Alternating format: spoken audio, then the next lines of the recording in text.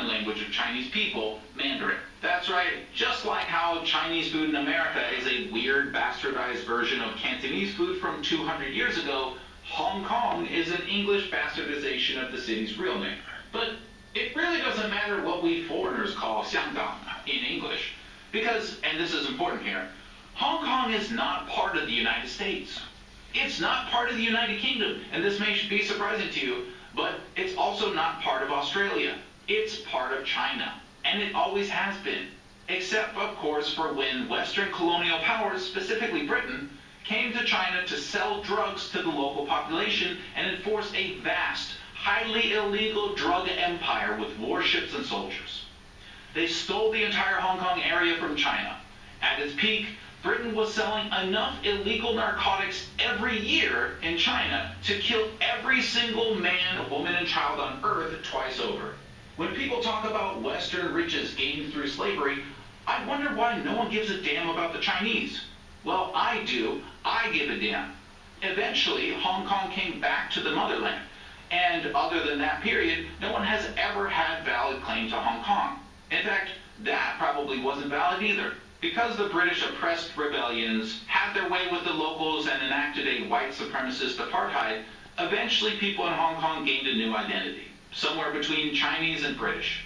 To this day, they drive on the wrong side of the street and have those goofy double-decker buses.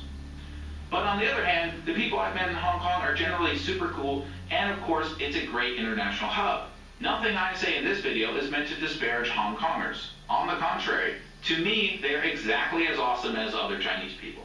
But no matter how the people feel, and no matter how many levels their buses have, make no mistake, they are Chinese.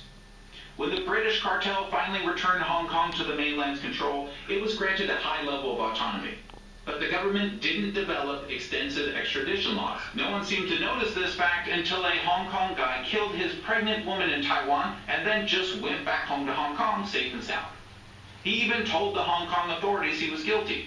You see, without extradition between the two, Hong Kong had no way to legally send the guy to Taiwan. Get it?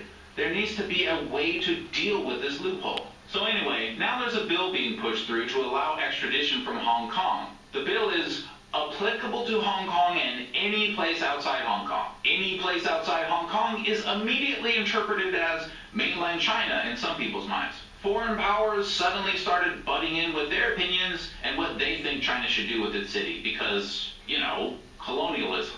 To get Hong Kong back from the British after their time of being drug-dealing warlords was over, China signed an agreement which basically promised not to interfere too much with their government. Why China would care about this agreement is beyond me, but I guess they had to do whatever it took to formally get their property back. Kind of like promising a retired Pablo Escobar that you'll keep your car waxed if he'll just please give it back to you.